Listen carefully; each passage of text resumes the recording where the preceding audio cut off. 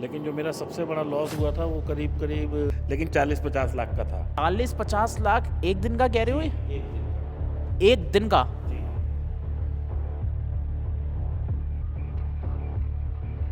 आज हमारी बहुत बड़ी फिनटॉक होने वाली है, राइट? एंड जिस बंदे के साथ ये फिनटॉक होने वाली है, राइट, वो खुद ही काफ़ी एक्सपीरियंस इन्वेस्टर है जिनकी उम्र है 47 ईयर। सर कहते हैं ना, स्टॉक मार्केट के अंदर अगर तुम पे एक्सपीरियंस नहीं है तो तुम कुछ भी नहीं हो, क्योंकि गलतियां एक्सपीरियंस से ही बंदा सीखता है। तो आज के जो हमारे गेस्ट हैं वो है मिस्टर दीपक वाधवा जी। दीपक वाधवा जी, पहले अपना एक छोटा सा इंट्रोडक्शन दीजिए। Thank you Prateek, thanks for calling me and inviting me कि भाई आओ और अपना एक्सपीरियंस शेयर करो। और मैंने देखा तुम्हारी रील्स बहुत हिट और वायरल जा रही हैं, तो I wish you all the best. खैर, तो मैं दीपक वाधवा हूँ जी, और मैं नोएडा से हूँ। बहुत सारी गलतियाँ की, बहुत सारे लॉसेस लिए, बड़े बड़े लॉसेस, करोड़ों की तादाद में लॉसेस लिए। लेकिन एक चीज़ समझ आई कि शेयर मार्केट में पैसा तो इतना है, अथार पैसा है। अथार का मतलब आप ये सोचें कि अगर बैंक निफ्टी में रोज़ का 63 लाख करोड़ की ट्रेडिंग होती है, तो मैं नहीं समझता कि हम में से कोई भी ऐसा धंधा कर सकता है, कोई भी ऐसा बिजनेस कर सकता है जिसमें कि इतनी बड़ी ट्रेडिंग होती हो। 63 लाख करोड़, यानी कि 63 के बाद कितने ज़ीरो हैं ये किसी को नहीं पता। It's a huge amount. तो पहले मैं केमिकल्स का काम करता था जी, फिर 2015 में मैंने वो काम बंद कर दिया। उसके बाद काफ़ी काम ट्राई किए, नहीं समझ आए, मज़ा नहीं आया। फिर सोचा कि क्यों नहीं, मेरा एक पैशन शुरू से था स्टॉक मार्केट, तो अपने पैशन को ट्राई किया जाए। लेकिन वो पैशन ऊपर जाने की बजाय मेरा ग्राफ नीचे जाने लगा। और रीज़न, बहुत करोड़ों का लॉस लेने के बाद ये समझ आया कि पैसा जा कहाँ रहा है। मतलब if I am losing then who is getting this money. क्योंकि ऑप्शंस का काम या फ्यूचर का काम जो है वो ज़ीरो सम गेम है। ज़ीरो सम गेम का मतलब अगर मैं हार रहा हूँ तो आप जीत रहे हैं, अगर आप जीत रहे हैं तो मैं हार रहा हूँ, या हम दोनों जीत रहे हैं तो किसी और का पैसा हमारे पास आ रहा है। It is not like investing and wealth creation, जहाँ पे वेल्थ क्रिएट होती है। ट्रेडिंग में क्या होता है कि आपको वही वही पैसा रोटेशन ऑफ हैंड्स होता रहता है, because it's a zero sum game. तो जैसे आपने बताया कि आपने करोड़ों रुपए का लॉस किया, तो आपकी उस वक्त उम्र क्या रही होगी जब आपने करोड़ों रुपए का लॉस किया? और पहली चीज, आप कितने साल से स्टॉक मार्केट के अंदर हो, ताकि लोगों को पता लग जाए कि ऐसा नहीं है यार, स्टॉक मार्केट सिर्फ 1-2 साल की गेम है, हारना नहीं है, राइट? तो आप मेरे को बताइए, आपको कितने साल हो गए स्टॉक मार्केट में आए हुए, और आपका सबसे बड़ा लॉस कौन से ईयर में हुआ था? देखिए, मेरा 2015 में मैं स्टॉक मार्केट में आया था। वैसे स्टॉक मार्केट तो मैं 1995 से कर रहा हूँ, यानी कि 1995 से। यानी मेरे पैदा होने से पहले, 2001 में मैं पैदा हुआ था और उनसे पहले कर रहे हैं। 1995 में मेरा अकाउंट खोला था, तो मैं तब से स्टॉक मार्केट कर रहा हूँ। और मैंने सिर्फ और सिर्फ उस टाइम में एक बहुत ही नोवाइस ट्रेडर की तरह मैं लेता था, वो नीचे आ जाता था, मैं एवरेज कर लेता था, वो ऊपर आ जाता था, मैं निकल जाता था, लेकिन मैंने लॉस नहीं लिया। 2015 तक मैं कभी लॉस में नहीं आया। जब मैंने अपना बिजनेस बंद किया और मेरे को लगा कि अब now this is what I have to do for all my life, तो मुझे एक ये उड़ता उड़ता कहीं से शब्द आया कि ऑप्शंस भी कुछ होता है। अब तक मैं ऑप्शन का जो मेरा नज़रिया था देखने का वो अलग था, लेकिन जब मैं 2015 में इसे फुल टाइम जॉब की तरह लेने लगा, तो ऑप्शंस मेरे लिए एक नई चीज़ थी। और ऑप्शंस में मैंने इतना लॉस लिया, मतलब 2015, 16, 17, 18, 19 के शुरू तक मैं लॉस लेता रहा। और बिफोर कोविड मैं प्रॉफिटेबल ट्रेडर बन गया था। मतलब that was the time when I realised कि जो मेरे लॉसेस थे वो तो रुक ही गए हैं, लेकिन मंथ ऑन मंथ मेरा ग्राफ बहुत अच्छे से बढ़ भी रहा है। दीपक भाई, जैसे आपने बताया, आप 1995 से लेके 2015 तक बिजनेस के अंदर थे, तो ऐसा कौन सा बिजनेस था? जैसे अभी आपने बताया कि करोड़ों रुपए का लॉस किया, तो सर करोड़ों रुपए कोई पेड़ पे तो उगते नहीं है, इनकम तो कोई मोटी आ ही रही होगी ना। तो आपका ऐसा कौन सा बिजनेस था? क्योंकि काफी लोग जानना चाहते हैं कि यार ऐसा कौन सा बिजनेस होता है जहाँ से करोड़ों रुपए आ सकते हैं, तो आप ये बताइए। देखिए, मैंने वो बिजनेस जो था वो अपने फादर से इनहेरिट किया था। मेरे फादर भी एक बहुत लर्नेड पर्सन हैं, ही इज़ एमएससी एमटेक। तो उन्होंने मेरे को एक विरासत में बिजनेस दिया था, जो मैंने 1995 after doing my high school यानी क्लास 12th ज्वाइन किया। और मैं 2000 जब मैंने अपनी एमबीए कर लिया 2001 में, मैं फुल टाइम बैठ गया था उनके साथ। और वो बिजनेस जो था वो सिरेमिक केमिकल्स एंड कलर्स का था। तो उस बिजनेस में मैं काम कर रहा था, लेकिन 2015 में टेक्नोलॉजी चेंज ओवर आ गया। टेक्नोलॉजी चेंज ओवर का मतलब ये होता है कि जैसे पहले सीडी थी, फिर कैसेट आ गया। पहले कैसेट था, फिर सीडी आ गई, अब सीडी भी ख़त्म हो गई, डिजिटल आ गया। तो this is technology change over. ऐसे ही हमारी फील्ड में एक टेक्नोलॉजी चेंज ओवर आया, और वो बिज़नेस मुझे ऐसा नहीं लगा कि मुझे टेक्नोलॉजी चेंज करके बहुत मुनाफा होता, तो वो मेरे लिए वायबिलिटी नहीं बैठी, तो मैंने उस बिज़नेस को बंद कर दिया। और उस बिज़नेस को बंद करने के बाद मैं इस बिज़नेस में आ गया, ऑप्शन ट्रेडिंग में। ऑप्शन ट्रेडिंग में क्योंकि ज्ञान नहीं था, पहली मैंने जो बेवकूफ़ी करी मैं आपको बताता हूँ, आप सुन के हंसेंगे। मैं स्टॉक का नाम तो नहीं लूँगा, लेकिन मैंने एक करीब 65 रुपये पे ऑप्शन बाय किया। उस वक्त मैं बाय कर रहा था, 45 आ गया, मैंने और बाय कर लिया। वो 20 आ गया, मैंने और बाय कर लिया। उसके बाद वो 15 आ गया, मैंने और ज़्यादा बाय कर लिया। वो 5 आ गया, मैंने कहा अब तो हज़ारों की क्वांटिटी से लाखों में आ जाओ। पता लगा 31 जनवरी के बाद जब 1 फरवरी आई, तो मेरी स्क्रीन पे ही नहीं था। मैं ब्रोकर को फ़ोन कर रहा हूँ, भाई क्या हुआ? तो उसने कहा सर ये तो एक्सपायर हो गया। तो मतलब ऐसी बेवकूफ़ियाँ भी करी हैं अपनी लाइफ में। तो हर चीज़ ना आदमी टाइम के साथ सीखता है। अच्छा, जैसे दीपक भाई आपने बताया कि आपने ऑप्शन खरीदा 40 रुपए का, चलो वो तो बात की चीज़ें, आपने लॉस किया। तो आप मेरे को ये बताइए, क्या आपने आज तक कभी कहीं से ट्रेनिंग, या जैसे आजकल ऑनलाइन कोर्सेज काफ़ी चल गए, मुझे नहीं पता उस टाइम ऑनलाइन कोर्सेज इतने थे क्योंकि ऑफलाइन होते होंगे, राइट? क्या आपने स्टॉक मार्केट कहीं से सीखी नहीं? मतलब आप ऐसा बिल्कुल ही न्यू भी घुस गए कि हाँ यार ये ऑप्शन होता है, 40 रुपए का बाय कर लिया, तो आपने कोई भी कोचिंग नहीं ली अभी तक? देखिए 2015 से लेके 2019 तक मैंने कहीं से नहीं सीखा। 2019 के बाद मैंने बाज़ार के कई दिग्गजों से सीखा, उनका मैं शायद नाम लेने में कंफर्टेबल नहीं होऊंगा, क्योंकि शायद वो भी शायद कंफर्टेबल ना हो। लेकिन मेरे को 2019 में जब मैं प्रॉफिटेबल हुआ, तो उसके पीछे जो मेरा मेन वो था, वो थी लर्निंग। अगर आप लर्निंग करे बगैर इस मार्केट में आएंगे, जैसे मैंने अभी पहले भी कहा था कि बैंक निफ्टी में आज की तारीख में 63 लाख करोड़ की ट्रेडिंग है पर डे की। यानी सुबह बाजार में इतना पैसा घुसता है, दोपहर को पैसा निकल जाता है। तो इतने बड़े पूल में से अगर मेरे को 10-20-50 हज़ार रुपये या 5 हज़ार रुपये या 25 हज़ार रुपये चाहिए, तो मैं बड़े आराम से निकाल सकता हूँ। लेकिन उसके लिए सिर्फ एक चीज़ लगेगी, और वो है आपकी सूझबूझ और आपकी एजुकेशन। बगैर सीखे इस धंधे में कोई पैसा नहीं कमा सकता। तो जैसे दीपक भाई आपने कहा कि आपने कहीं कोर्सेज ज्वाइन करे, काफ़ी जगहों से सीखा, तो यानी इसका मतलब ये लगता है कि कहीं ना कहीं ऑनलाइन कोर्स या जब भी ऑफलाइन कोर्स किया होगा, आपको कहीं ना कहीं उन्होंने हेल्प किया। दूसरी चीज़ आप बताएंगे कि आपका कितनी ज़्यादा फीस है, आपने कितना अमाउंट ऑफ फीस वहाँ पे कर दिया था टोटल? यानी स्टॉक मार्केट की यूनिवर्सिटी होती है कि कई लोग कहते हैं कि सर स्टॉक मार्केट को लॉस कराना इज स्टॉक मार्केट यूनिवर्सिटी, जिसको मैं नहीं मानता, राइट? तो आपने इस यूनिवर्सिटी को, इसको स्टॉक मार्केट को सीखने के लिए कितनी फीसें दे दी अभी? देखिए मेरे साथ एक वो थी, जो लोग मुझे जानते हैं वो लोग आज मुझे पहचानते भी हैं। और एक वक्त ऐसा था 2015, 16, 17 में, कि मुझे अगर किसी ने कहा कि भाई वो एक बंदा है एटा में, वो सिखाता है, मैंने गाड़ी उठाई, मैं एटा पहुंच गया। किसी ने मुझसे कहा जयपुर जाना है, मैंने कहा गाड़ी उठाई जयपुर। किसी ने कहा आगरा, किसी ने कहा बनारस, किसी ने कहा बड़ौदा, किसी ने कहा गुजरात में कहीं और, किसी ने सूरत कहा, किसी ने पुरी कहा। मतलब मैंने ये नहीं देखा कि वहाँ जाने के लिए कितना पैसा और कितना टाइम लगेगा। सिर्फ मेरी एक जिज्ञासा थी कि मुझे प्रॉफिटेबल होना है। बहुत अप्स एंड डाउन्स आए लाइफ में, बहुत पैसा खोया, इतना हद तक खोया कि डिप्रेशन तक हो गया, लेकिन सीखने की चाहत ख़त्म नहीं हुई। जब तक आदमी सीखेगा नहीं, इस मार्केट से पैसा नहीं कमा सकता। सीखे बगैर इस मार्केट को करना is like you are playing a gamble. आपने 100 रुपये की कोई चीज़ ले ली, अब आप वेट कर रहे हैं कि वो 120 जाए, हो सकता है वो 90 आ जाए, हो सकता है वो 80 आ जाए, हो सकता है वो 60 आ जाए। तो जब इस तरह के जर्क्स लगते हैं तो आदमी टूट जाता है। उसके लिए जब मेरे को बहुत समझ आई, बहुत मैंने कोशिश करी, मुझे ये पता लगा कि मैंने सीखा तो सबसे थोड़ा थोड़ा है ही है। मैं किसी का नाम फिर से नहीं लूँगा, लेकिन मैंने सबसे सीखा है। मैं जिसके यहाँ गया उसने चाहे मुझे ईएमए सिखाया, मतलब कि मूविंग एवरेज सिखाया, तो मैंने ईएमए से भी सीखा है। मैंने टेक्निकल की कोई, इंडिया में ऐसा कोई इंस्टीट्यूट नहीं है या मेरी जानकारी में नहीं है जहाँ पे टेक्निकल चार्ट्स और इसकी नॉलेज मतलब दी जाती हो।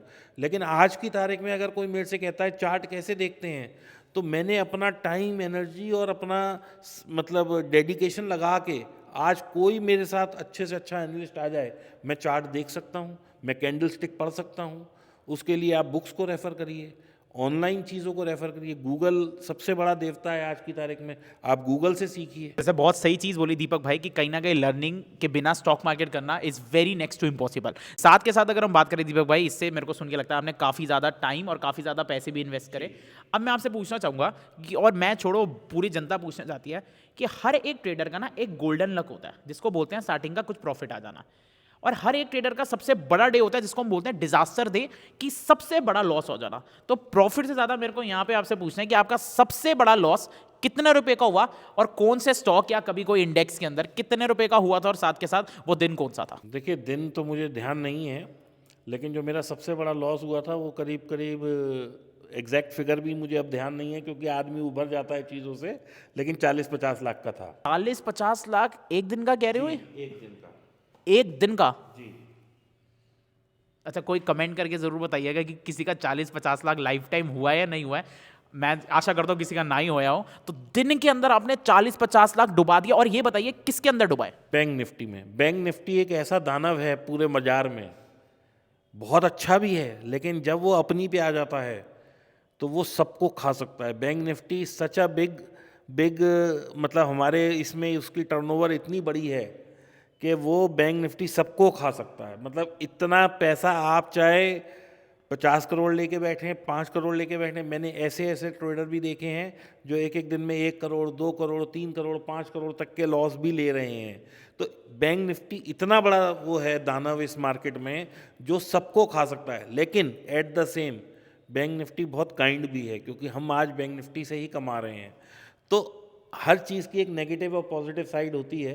तो आप बैंक निफ्टी की पॉजिटिव साइड को देखें और वो आपको एन्यूमरस अपॉर्चुनिटी देता है कमाने की। तो यानी बैंक निफ्टी जैसा आपने बोला सबसे बड़ा दानव होता है। और अगर मैं भी बताऊं ना, मैंने भी बैंक निफ्टी में अगर सबसे ज्यादा कहीं गवाया हो तो बैंक निफ्टी के अंदर ही गवाया, राइट? तो दीपक भाई आप ये बताइए, जिस चीज में आपने गवाया हो, आप कह रहे हो कि इसमें इतना पोटेंशियल है गवाने का भी, तो क्या आपकी वो गलती क्या होगी? क्या आपसे रिस्क मैनेज नहीं हुआ, या क्या ऐसी मिस्टेक थी जिससे आपने एक दिन में 40-50 लाख डुबा दिए? सर मेरे को तो दो चीज समझ आती है, या तो आप बहुत पैसा पड़ा हुआ है आप पे, पर हर बंदे पे तो इतना पैसा नहीं हो सकता, ठीक है? तो वो तो दिन में 40-50 लाख ले ही नहीं सकता। तो ऐसा क्या रीजन था, क्या गलती आपने की जिससे आपके 40-50 लाख रुपए डूब गए? बाजार जब नीचे जा रहा था हम बाय कर रहे थे, जहां हमें लगा ऐसा लेना है बाजार वहीं से पलट गया। जैसे ही हम बाहर निकले बाजार दोबारा बढ़ गया, हमने फिर भागते हुए पकड़ा, फिर बाजार गिर गया, फिर बाजार गिरा, हम फिर घुस गए, वो और गिर गया, हमें लगा ये फिर ऊपर आएगा, वो तो और ज़्यादा गिर गया। तो ये जो स्टोरी एक कई लोगों ने वीडियो देखी होगी, ये एक्चुअल फैक्ट है, ये कोई मजाक की बात नहीं है। क्योंकि आप हर चीज़ में ना बार बार आप डिसीजन मेकिंग करते हैं अपनी। 100 की चीज़ ली, 90 पे निकल गए, वो फिर 95 आई, फिर घुस गए, फिर वो 90 आई, फिर निकल गए, फिर वो 105 आई, फिर नहीं निकले, क्योंकि हमें तो भाई 2 बार के लॉस भी कवर करने हैं, फिर वो 90 आई, फिर लॉस ले लिया। तो इन सब चीज़ों की बजाय मेरा मानना ये है कि 5 रुपये का 10 रुपये का स्टॉप लॉस की जगह 15 का स्टॉप लॉस लगा लो, लेकिन ट्रेड को कन्फर्मेशन के बाद लो। दूसरी गलती ये है कि फिर हम क्यों बार बार ऊपर नीचे खरीद रहे हैं या बेच रहे हैं या जो भी कर रहे हैं, उसका सीधा कारण ये है कि भाई नॉलेज की कमी है। ना हम चार्ट को रेफ़र कर रहे हैं, ना हम सिस्टम को रेफ़र कर रहे हैं। आज मैं ऑप्शन सेलिंग करता हूँ, मैं चार्ट देख के नहीं करता। आज मेरा सिस्टम है कि मैं आया, मैंने एक स्ट्रेडल को सेल किया, दोनों तरफ मैंने उसके जो है कवर लिया, यानी कि मैंने एक आयरन फ्लाई बनाई, और उस आयरन फ्लाई में बाजार जिधर भी जाता है मैं उसको मैनेज करता हूँ। लेकिन अगर मैं डायरेक्शनल सेलिंग करता हूँ तो then I refer the chart कि मेरे को यहाँ पे कॉल बेचनी है, यहाँ पे पुट बेचनी है।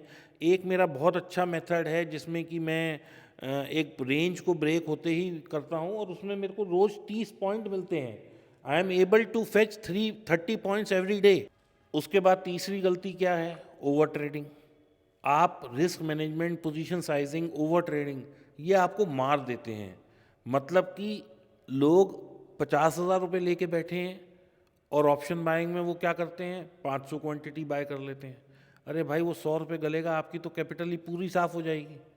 वैसे ही ऑप्शंस और जो फ्यूचर हैं वो हाईली लेवरेज प्रोडक्ट हैं, यानी कि हम 1 लाख रुपए या 70,000 रुपये दे के फ्यूचर खरीद लेते हैं। नीचे की कोई कॉल या पुट नीचे की कोई पुट खरीद लें तो वही मार्जिन 40,000 हो जाता है। तो हम लेवरेज पे भी लेवरेज ले रहे हैं, यानी ओवर ट्रेड कर रहे हैं। तो अगर आप रिस्क मैनेज करेंगे, अपना पोजीशन साइजिंग को प्रॉपर रखेंगे, तो ये सब गलतियां उस वक्त मैं करता था, लेकिन आज मैं नहीं करता। आज मेरे पास अगर 3 लाख रुपए मेरे अकाउंट में, तो मैं 1 लॉट करता हूँ। जो लोग मेरे से सीखने आते हैं वो कहते हैं सर 1 लॉट तो 70,000 में सेल हो जाता है, आप कह रहे हो 3 लाख में करते हो। तो यही समझने में मुझे 8 साल लगे, और 8 साल के साथ 8 साल की मेहनत लगी, और कितने करोड़ रुपए दे के मैंने ये सीखा ये कोई नहीं जानता। हर आदमी को ये एक्चुअली जो लोग यहाँ कर रहे हैं वो दे आर गैम्बलिंग, वो दे वांट टू गैम्बल कि 50,000 लगा के 10,000 कमा लूँ। वो एक दिन तो कमाई हो सकती है, वो कंसिस्टेंट कमाई नहीं हो सकती। जैसे बहुत अच्छी चीज बोली आपने, बोला गैम्बलिंग। यानी आपकी बातों से लगता है कि जो लोग एक्सपेक्टेशन वाली ट्रेडिंग करते हैं कि यार मैं ना 500 क्वांटिटी खरीद लेता हूं, अरे 10 पॉइंट जाएगा तो मेरे पैसे बन जाएंगे 5,000 रुपए बन जाएंगे, यानी वो आपकी नजर में ये पूरी गैम्बलिंग है। मेरी नज़र में अगर आपका कोई सिस्टम नहीं है, आप किसी चार्ट को फॉलो नहीं कर रहे, या आप कोई भी चीज़ बगैर स्टॉप लॉस के या बगैर जाने के भाई मेरा लॉस कितना हो सकता है, आज आप क्या कमाएंगे ये तो मार्केट डिसाइड करेगी कि उसे 30 पॉइंट देने हैं, 50 देने हैं, 10 देने हैं, या आपका लॉस लेना है। आपने मार्केट को क्या देना है ये आपको ट्रेड लेने से पहले पता होना चाहिए। जैसे कि मैं आपको एक उदाहरण देता हूँ, मैं क्या करता हूँ कि अगर मान लीजिए मुझे आज मन है कि भाई मैं 20,000 रुपये का लॉस ले सकता हूँ, तो 20,000 के लॉस को भी मैं 2 ट्रेड में डिवाइड करता हूँ कि 10,000 रुपये का मेरा एक लॉस हो सकता है। अब 10,000 में 15 की बैंक निफ्टी की वो है, तो मैं उस हिसाब से क्वांटिटी एडजस्ट करता हूँ कि मेरे को 25 पॉइंट का लॉस लेना है और 10,000 मैक्सिमम लेना है। तो मैं अपनी क्वांटिटी, मैंने एक एक्सेल बना रखी है, क्योंकि मार्केट चलती मार्केट में बार बार कैलकुलेट करना ईजी नहीं होता, तो मैं उतनी क्वांटिटी पंच करता हूँ। और आजकल तो सब ऑटोमेशन बहुत हो गया है, और मैं भी ऑटोमेशन से करता हूँ। तो उसमें मेरा 10,000 का लॉस, मतलब 10,000 का लॉस फिक्स है। 10,000 एक रुपये का भी लॉस मैं नहीं लेता हूँ, क्योंकि जब मुझे कमाने 10, 20, 30,000 रुपये हैं, तो मैं 10,000 से ज़्यादा का लॉस क्यों लूँ।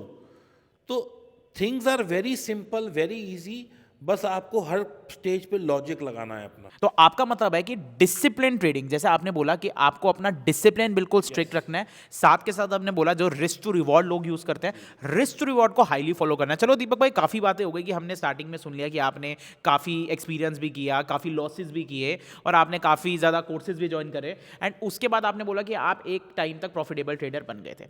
अच्छा, अभी मैं आपसे पूछूं, करंटली लोग जानना चाहते हैं क्या आप ऑप्शन बायर हैं या ऑप्शन सेलर हैं, और अगर दोनों में से कुछ भी हैं तो वो क्यों है? देखिए, मैं अगर आप मेरी स्क्रीन पे देखेंगे तो 2 सेल हैं तो 2 बाय हैं। तो मैं हेज ट्रेडर हूँ, मैं कोई भी ट्रेड बगैर हेजिंग के नहीं करता। हेज, ये हेजिंग क्या होती है? हेजिंग ये होती है कि आपने स्क्रीन पे अपना लॉस फिक्स कर दिया कि मैंने मान लीजिए 100 वाली कोई चीज़ बेची है, तो 50 वाली मैं खरीद लूँगा, ताकि मेरा लॉस जो हो वो बीच का जो गैप है वो हो।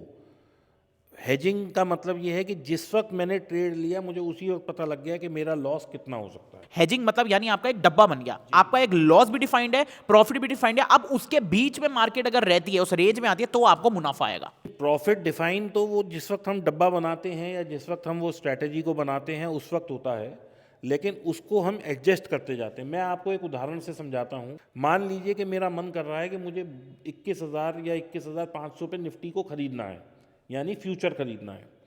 तो अब इसमें का मतलब है कि मैं निफ्टी में लॉन्ग होना चाहता हूँ। अब लॉन्ग होने के 3 तरीके हैं।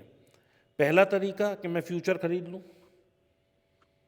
दूसरा तरीका मैं कॉल खरीद लूँ, तीसरा तरीका ये है कि मैं सिंथेटिक फ्यूचर बना लूँ। सिंथेटिक फ्यूचर जो होता है वो एक combination of call and put buying का होता है, जिसमें हम कॉल बाय करते हैं, पुट सेल करते हैं, तो वो हमारा सिंथेटिक फ्यूचर बन जाता है। आपने बोला कॉल बाय करते हैं, पुट सेल करते हैं, यानी हमने एक जगह ऑप्शन सेल किया और एक हमने कॉल साथ के साथ बाय किया, राइट? दोनों का मोटिव होता है बुलिश। तो क्या हम इसमें थीटा डीके कमाना चाहते हैं, या किस वजह से हम ये सिंथेटिक फ्यूचर बनाते हैं? सिंथेटिक फ्यूचर बनाने के बहुत सारे कारण हैं। मैं किस लिए बनाता हूँ, एक तो सिंथेटिक फ्यूचर में दलाली कम लगती है, क्योंकि जब आप बड़ी क्वांटिटीज़ में करते हैं तो brokerage also means a lot. Future पे शायद 400 या 200 रुपये कुछ लगती है। मैं ज़ीरो था, और जो ये डिस्काउंटेड ब्रोकर हैं उनकी बात नहीं कर रहा, मैं नॉर्मल ब्रोकर्स की बात कर रहा हूँ। तो जो आपकी ब्रोकरेज लगती है वो ऑप्शंस में कम लगती है बजाय फ्यूचर के, तो एक रीज़न ये हुआ। दूसरा, फ्यूचर बाय करें आप या सामने एट दी मनी की कॉल बाय और पुट सेल करें तो बराबर बात है, कोई फ़र्क नहीं है दोनों में। अब इसको आप ऐसे समझें कि थीटा वाली जो बात आपने उठाई, जो हमने कॉल बाय की है उसमें थीटा डिके आएगा, जो पुट हमने सेल की है उसमें अगर थीटा डिके आता है तो वो हमारे फेवर में आएगा। तो मैं बता रहा था कि आपको हेज ट्रेड लेना है तो हम एक एग्जांपल के तौर पे निफ्टी का ले लेते हैं। निफ्टी मान लीजिए 21,500 फ्यूचर चल रहा है, तो हम क्या करेंगे, निफ्टी का फ्यूचर बाय करेंगे और अगर मान लो हमें हमारा स्टॉप लॉस 100 पॉइंट है, 200 पॉइंट है, 300 पॉइंट है, 500 पॉइंट है, तो उस हिसाब से जो भी मेरा स्टॉप लॉस बनेगा मैं उसकी पुट बाय कर लूँगा। तो अब क्या होगा कि अगर ऊपर गया तो मेरा फ्यूचर फ़ायदे में ही है, लेकिन मेरा सॉरी थोड़ा सा डिके आएगा, जो पुट का प्रीमियम गलेगा। तो यानी कि अगर मैं 100 पॉइंट वहाँ ले रहा हूँ तो मेरा शायद 15 पॉइंट 20 पॉइंट का कुछ लॉस हो जाएगा पुट में। लेकिन अगर मान लीजिए कि कल सुबह होते ही कोई बड़ा क्रैश आ गया, कोई भी दुनिया में अनसर्टेनिटी हो गई, कोई वार हो गई, कुछ भी हो गया, मैं ये नहीं कहता कि क्या होगा क्या नहीं होगा, लेकिन कुछ भी हो गया और अनसर्टेनिटी हो गई, तो मुझे तो ये पता है ना, I can sleep with a peace of mind कि भाई हाँ मेरा तो बस इतना ही लॉस है, इसके अलावा कुछ है ही नहीं। आपने जैसे बताया कि आपने बोला कि कभी भी कोई ऐसा इवेंट आ गया जिसको हम बेसिकली ब्लैक स्वॉन इवेंट बोलते हैं, राइट? जैसे अभी 10-12 दिन पहले ही 2000 पॉइंट एकदम से बैंक निफ्टी गिर गया, तो उसको हम एग्जैक्टली ब्लैक स्वॉन तो नहीं बोलेंगे, लेकिन हाँ एक इवेंट था। अगर मेरी नेकेड पोजीशन होती बगैर हेज के तो भाई मैं तो इतने मोटे लॉस में आता और इतनी बड़ी मेरी क्योंकि क्वांटिटी रहती है कि मैं तो बिल्कुल फिर मर जाता जो मैं गलतियां पहले करता आया था। लेकिन विल यू बिलीव कि 2000 पॉइंट मूव होने में भी मेरा जो लॉस करोड़ों में हो सकता था वो शायद 1-1.5-2 लाख के अंदर ही समा गया। तो जब आप इतनी बड़ी ट्रेडिंग कर रहे हैं तो 1-1.5-2 लाख कुछ नहीं है, लेकिन वो क्यों समा गया, क्योंकि मेरे पास हेज था। सेकेंडली, आज की तारीख में मुझे ये पता है कि बैंक निफ्टी 5000 पॉइंट गिर जाए या बढ़ जाए, मुझे ये अपने ऊपर कॉन्फिडेंस है कि मैं एडजस्टमेंट करके, कॉल को नीचे सरका के, कुछ भी करके मैं कहीं ना कहीं अपना एट पार या बहुत बहुत बारीक लॉस में या बहुत बारीक प्रॉफिट में तो निकलूंगा ही निकलूंगा। तो जैसे दीपक भाई आपने हेजिंग बताया एंड काफी लोग ना अभी क्यूरियस हो गए होंगे, क्योंकि हेजिंग में आपने बताया कि आपका रिस्क एक डिफाइंड होता है, आपका रिस्क एज नेकेड पोजीशन से कंपेयर करके कम होता है। तो आप ये बताइए कि हेजिंग करने के लिए कितनी मिनिमम कैपिटल रिक्वायर्ड होती है? देखिए, मैं जो लोग मेरे से सीखने आते हैं, मुझे नहीं पता मार्केट क्या बोलता है, जीरोधा का कैलकुलेटर क्या बोलता है। मैं सबको ये कहता हूँ कि अगर आपके पास 3 लाख रुपए नहीं है तो एक लॉट में काम मत करिए, क्योंकि आपके पास छोटे छोटे 50,000 में एक लॉट में काम करेंगे, 10,000 एक दिन में वाइप ऑफ हो गए तो आपकी तो 20% कैपिटल ख़त्म हो गई। तो जैसे ही आपकी वो 20% कैपिटल ख़त्म होती है, वो पैसा तो ख़त्म होता ही है, ये और ख़त्म हो जाता है, क्योंकि आपका वो सीधा हिट जो होता है ना वो माइंड पे होता है। तो यानी आपने बताया कि मिनिमम 3 लाख रुपए एक ट्रेडर को चाहिए to be a hedge trader, right? Hedging के अंदर आने के लिए, क्योंकि जैसे आपने बताया कि मार्केट किसी भी डायरेक्शन में जा सकती है, आप पे पैसे तो होने चाहिए उसको एडजस्ट करने के लिए, उसको प्रोटेक्ट करने के लिए। देखिए, एक कॉल पुट बेचना और उसके हेज खरीदना ये शायद 60-70 हज़ार रुपये में बन जाता है, लेकिन फिर भी मैं 3 लाख क्यों बोलता हूँ कि अगर एक तरफ को बाज़ार मूव होता गया तो मुझे दूसरी तरफ एक और लेग खड़ी करनी पड़ गई। अगर मेरे पास एडिक्वेट पैसा नहीं होगा तो मैं कैसे वो खड़ी कर पाऊँगा? फिर मतलब मैं इस लॉस को काटूँ और फिर नई पोजीशन बनाऊँ। पता लगा जैसे ही मैंने ये पोजीशन बनाई फिर मार्केट ऊपर आ गई, फिर मैं इसको काटूँ, फिर मैं नई पोजीशन बनाऊँ। तो मेरे को लॉसेस को भी बैलेंस करना है, प्रॉफिट को भी बैलेंस करना है। इसलिए मैं कहता हूँ कि आपको तीसरी, चौथी, पांचवी लेग खड़ी करनी पड़ जाए तो आपके पास एडिक्वेट बैलेंस होना चाहिए। अगर वो नहीं है तो आपको लॉस काटना ही पड़ेगा, देयर इज़ नो चॉइस। तो इसलिए 3 लाख रुपए कम से कम चाहिए एक लॉट में काम करने के लिए। तो दीपक भाई, जैसे हेजिंग का सबसे बड़ा फायदा ये मुझे दिख रहा है कि मार्केट किसी भी डायरेक्शन में जाए, आपको आपका हेजिंग वाली पोजीशन प्रॉफिट देगी या लॉस देगी, जो भी है, पर आपका लॉस डिफाइंड होगा। आप मुझे बताइए कि अगर कोई ट्रेडर, बिल्कुल नोवाइज ट्रेडर, या चलो सीख के, नोवाइज भी छोड़ो, बिल्कुल सीख लेता है, वो हेजिंग वेजिंग अच्छे से सीख लेता है, तो वो कितना % रिटर्न जनरेट कर सकता है पर मंथ, वर्ष से वर्ष केस में या बेस्ट से बेस्ट केस, आपको दोनों बताने कितना % जनरेट कर सकता है? ये मुझे प्रॉफिट में आते हुए आज 3, साढ़े 3, 4 साल हो चुके हैं और मैं ऑप्शन सेलिंग ही करता हूँ और बड़ी क्वांटिटी और बड़े पैसे से करता हूँ। तो जो मेरा टारगेट रहता है या जिसको मैं देख के अपनी पोजीशन को काट देता हूँ, मैं मंथली बात कर रहा हूँ, मैं डेली नहीं कर रहा, कि 2% अगर मुझे मंथली मिलता है, यानी कि हफ्ते का 0.5% अगर मैंने वीकली पोजीशन बनाई है और मुझे 0.5, 0.7, 0.6 दिखता है, मैं अपनी सारी पोजीशन काट देता हूँ। अगर मैं मंथली में काम कर रहा हूँ किसी वजह से, क्योंकि कई दफ़ा इवेंट्स के टाइम पे मैं मंथली में भी काम करता हूँ, मुझे स्क्रीन पे 2% प्लस में जैसे ही दिखता है, मैं इमीडिएटली उस पोजीशन को 80% ख़त्म कर देता हूँ, क्योंकि मेरा टारगेट ही यही है। मैंने वो महीने भी देखे हैं कि मैं 5% प्रॉफिट में था, लेकिन लास्ट डे पे इतनी बड़ी मूव आ गई कि मैं घर से पैसे दे के छूटा हूँ। तो कुल मिला के बात ये है कि आज की तारीख में आप कोई भी बिजनेस करें, कुछ भी करें, 24% साल का निकालना बहुत बड़ी बात है, बहुत बड़ी बात है, छोटी बात नहीं है। छोटी पूंजी वाला आदमी ये सोचता है कि 2% से मेरा क्या होगा, लेकिन आप इसे एज ए व्यापार लीजिए। जब आप एक फुल टाइम ट्रेडर हैं तो then you have to take it as your business. You cannot just keep on playing with your time and money. यहाँ अब मुझे ऐसा लगता है कि मैंने जो 4 साल लॉस लिया, 5 साल लॉस लिया या 4 साल लॉस लिया, तो मैं कितना बड़ा बेवकूफ़ था। मतलब मैंने ऐसी ऐसी गलतियाँ की और लॉस लिया, और आज मैं रिपेंट करता हूँ इस बात का कि अगर मेरे पास वो 4 साल और होते तो मेरी लाइफ आज भी, मतलब अब तो बेटर है और इससे ज़्यादा बेटर हो जाती। तो यानी आपने बोला महीने का 2%, और आप सर ऐसे बोल रहे हैं ये 2% साल का, अगर साल से भी अगर हम मल्टीप्लाई करें तो 24%। 24% मेरे को नहीं लगता कोई ऐसी इन्वेस्टमेंट दे सकती है, राइट।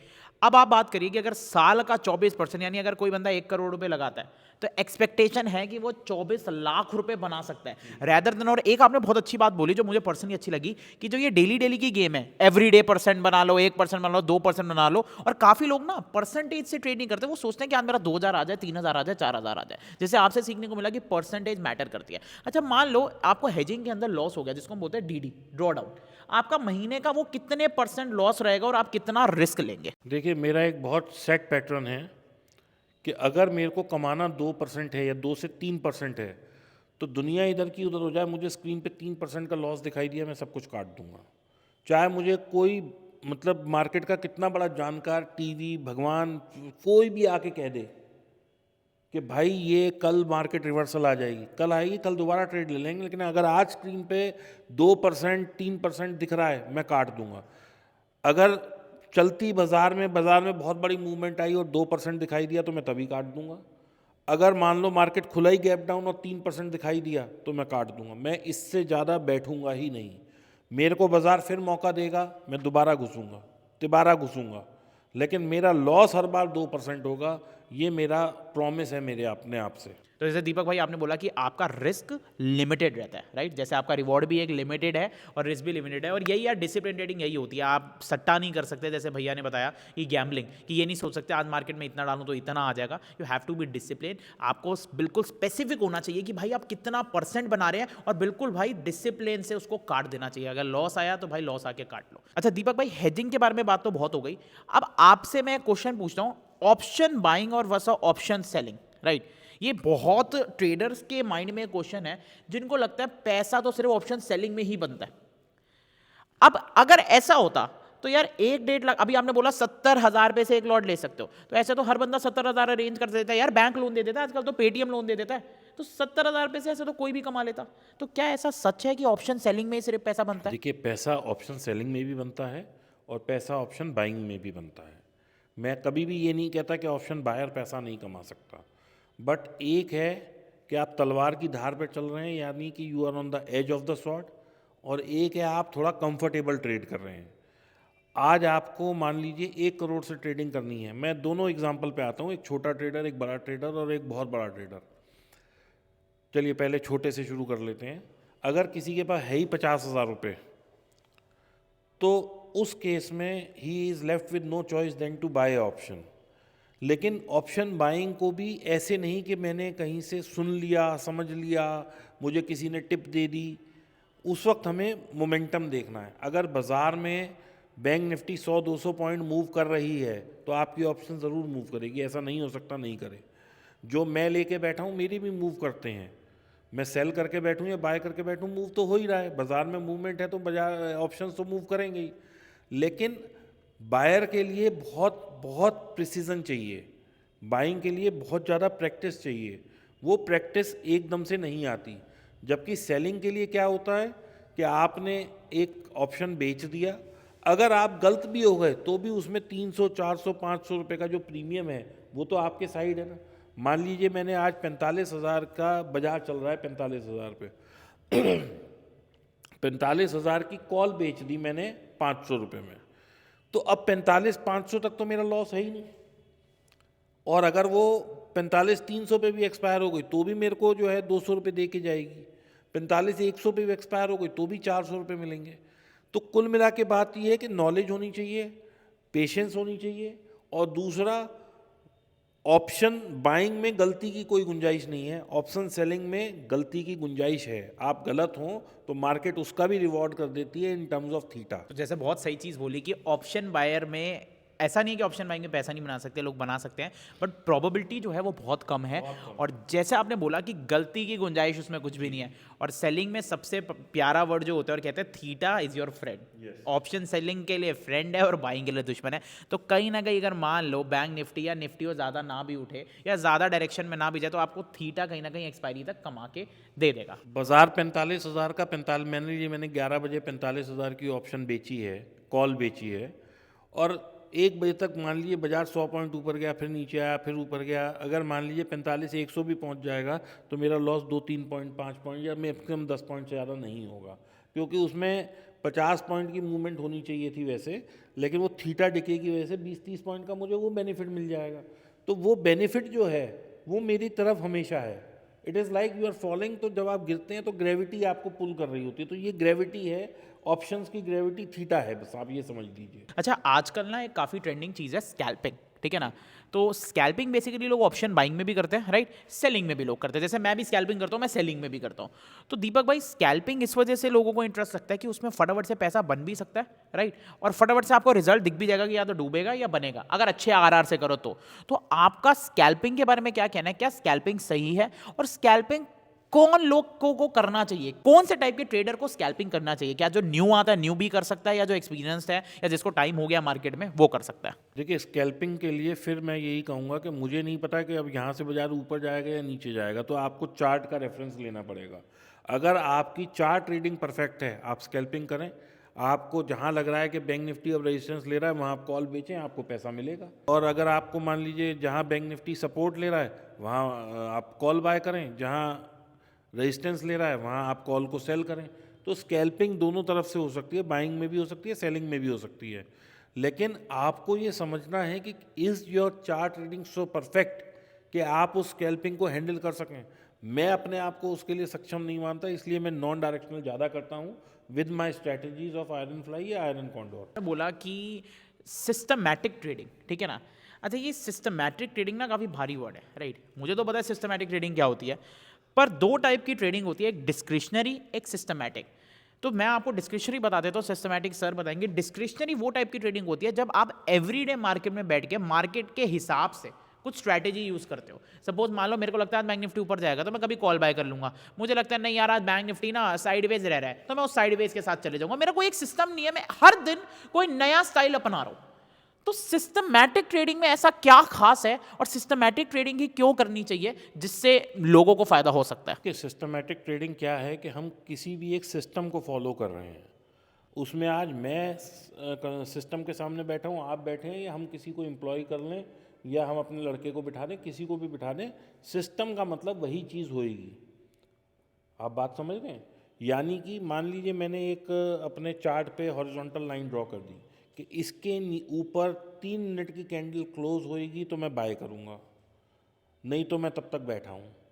अब ये 9 बजे भी 9:30 भी हो सकती है, ये 12 बजे भी हो सकती है, 2 बजे भी हो सकती है, लेकिन जब जब मेरा प्राइस इस लाइन के ऊपर जाएगा मैं बाय करूँगा विद ए SL ऑफ से 200 points and target for 400 points, या SL of 100 points target of 200 points.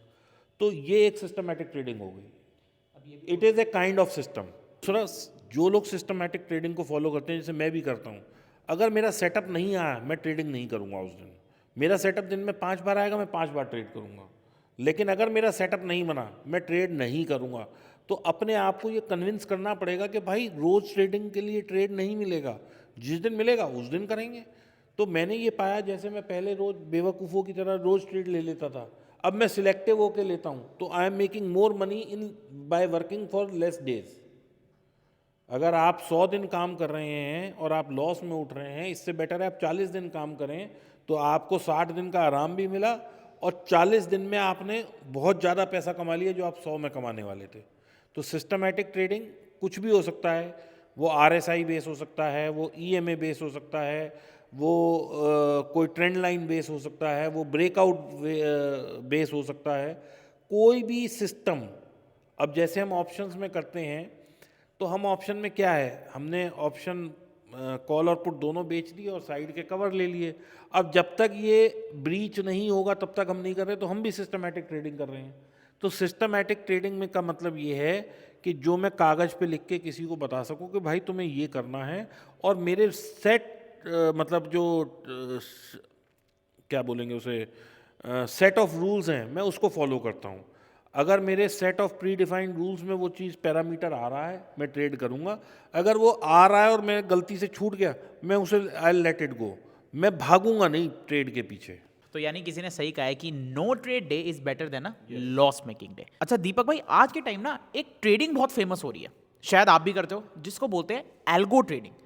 ये एल्गो ट्रेडिंग का फायदा क्या है? क्योंकि ना काफी ज्यादा सोशल मीडिया, यूट्यूब पे कई लोग कहते थे कि एल्गो ट्रेडिंग बड़ी खतरा है इस चीज के लिए। मैं किसी को बोल नहीं रहा, बट मैं आपसे जानना चाहता हूं और ऑडियंस जानना चाहती है कि एल्गो ट्रेडिंग क्यों है और एल्गो ट्रेडिंग का फायदा क्या है, और क्या आप एल्गो ट्रेडिंग करते हैं? हाँ, मैं एल्गो ट्रेडिंग भी करता हूँ, और एल्गो ट्रेडिंग का फ़ायदा तब है जब आपकी क्वांटिटीज़ काफ़ी बड़ी होती हैं। वैसे आप एक लॉट में भी एल्गो का प्रयोग कर सकते हैं, लेकिन there is a cost involve in algo trading. तो छोटी क्वांटिटीज़ के साथ मैं रिकमेंड नहीं करता किसी को कि एल्गो ट्रेड करें।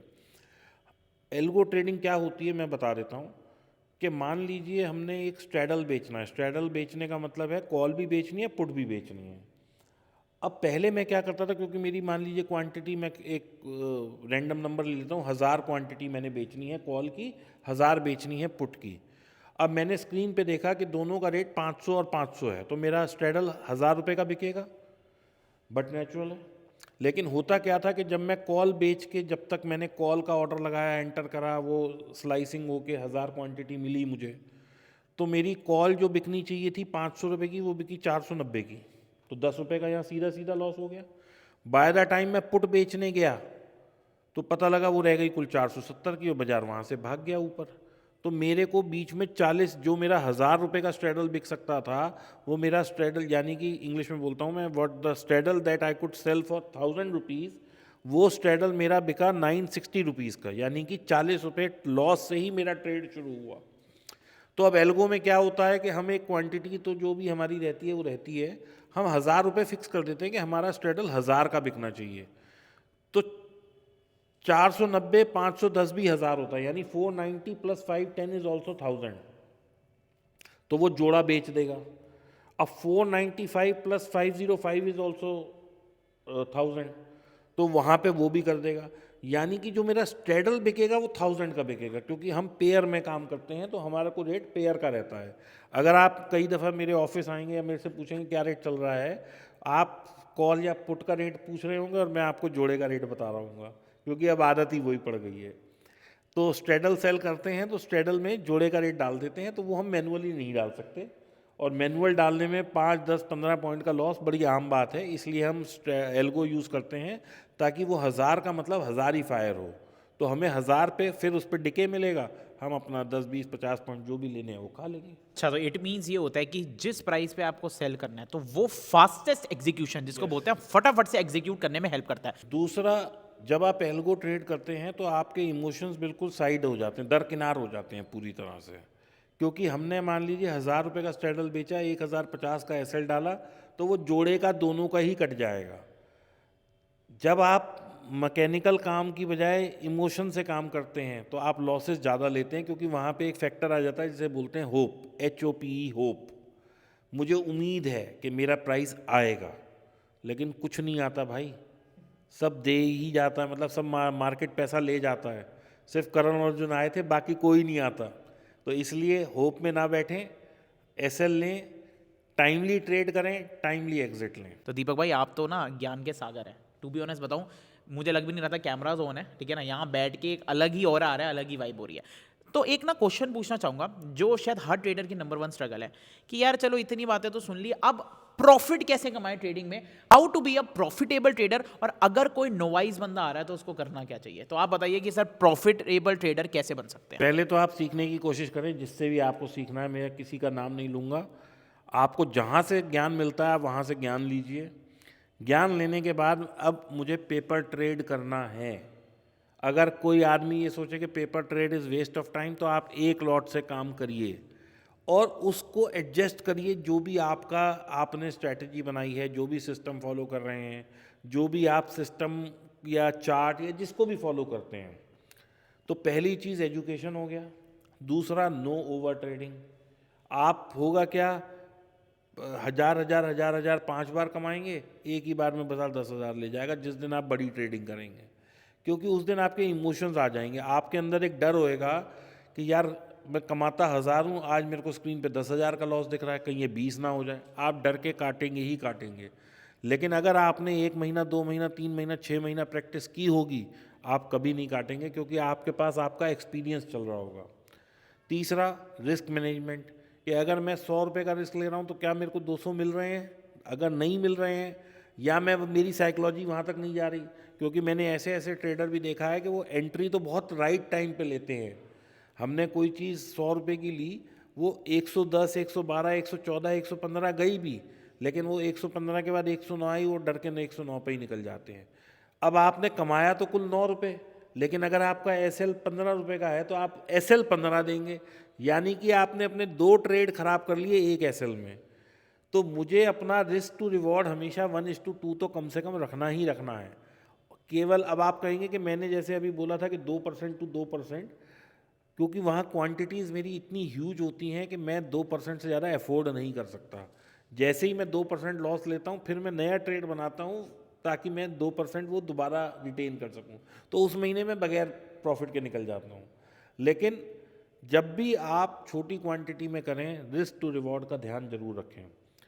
तीसरा या चौथा पॉइंट हो गया, पहला हो गया एजुकेशन, तीसरा हो गया पोजीशन साइजिंग, तीसरा हो गया रिस्क मैनेजमेंट, चौथा नो बोरोड कन्विक्शन।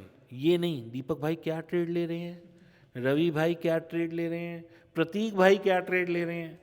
अरे प्रतीक भाई ने तो 100 में लिया, 90 का एसएल देखा या नहीं देखा और 120 पे निकल गए, आप पकड़ के बैठे हैं उसे 70 तक। तो भाई साहब, ट्रेड को ट्रेड की तरह करना है, अपनी अकल से करना है, सीख के करना है, समझ के करना है और अपनी गलतियों को लिखना है। एक बहुत बड़ा पॉइंट जो मैंने अक्सर लोगों में महसूस किया है, जो मेरे पास बहुत लोग सीखने आते हैं, कि वो ना अपने आप को सबसे ज़्यादा एक्सपर्ट समझते हैं। भाई हमें एक्सपर्ट नहीं बनना। एक सॉफ्टवेयर है, अब मैं यहाँ किसी का प्रचार नहीं कर रहा, मैं 4 नाम ले रहा हूँ, आपको जो पसंद हो उसमें डालिए, नहीं तो एक्सेल में शीट बना लीजिए कि जब बाजार जहाँ भी चल रहा है तो मेरा लॉस और प्रॉफिट कितना है, जो हम ऑप्स्ट्रा में डाल के देखते हैं। अब आपको हर ट्रेड आपका ऑप्स्ट्रा में डला होना चाहिए और आपको लाइव दिखता रहना चाहिए कि मेरे को अब इसमें मैंने इतना कमाया, इसको ऐसे एडजस्ट किया, इसको ये कर चुका हूँ मैं। क्योंकि लोग क्या करते हैं कि आपने क्या किया यही ध्यान नहीं रहता है। आपको लगता है मैंने तो यहाँ 5,000 कमाए थे, क्योंकि आप प्रॉफिट वाली लेग बीच में एडजस्टमेंट में काटते भी रहते हैं। तो जब तक आप ऑप्स्ट्रा में डाल के उसको प्रैक्टिस नहीं करेंगे, आप ट्रेड नहीं करेंगे। ऑप्स्ट्रा कोई मेरा वो नहीं है, आप सेंसिबल में करें, ऑप्स्ट्रा में करें, स्टॉक मॉक में करें, जिसमें मर्जी हो उसमें करें, मेरा किसी से कोई लेना देना नहीं है। मैं ऑप्स्ट्रा यूज़ करता हूँ, इसलिए मेरे मुंह से ऑप्स्ट्रा निकलता है, क्योंकि मैं पिछले कई सालों से ऑप्स्ट्रा कर रहा हूँ। तो आपको ट्रेड को एक कहीं भी लिख के समझना है कि कई दफ़ा क्या होता है, मैं देखता हूँ कि मेरा एक तरफ का लॉस बढ़ रहा है, लेकिन अगर मैं उसे ऑप्स्ट्रा में डालता हूँ तो देखता हूँ कि कितना ही बढ़ जाए मैं तो प्रॉफिट में ही हूँ। तो ये चीज़ ऑप्स्ट्रा में डाल के मॉनिटर करना बहुत ज़रूरी है। तो ये की पॉइंट्स हैं, अगर आप इनको करेंगे तो लॉस नहीं होगा। And I wish all the best to all my viewers कि भाई वो कुछ सीखें, एंड आई होप कि मतलब मेरे इस पॉडकास्ट से लोगों को वैल्यू मिले, क्योंकि अगर आप कुछ सीख नहीं रहे और आप सिर्फ देख रहे हैं तो उसका कोई मतलब नहीं है।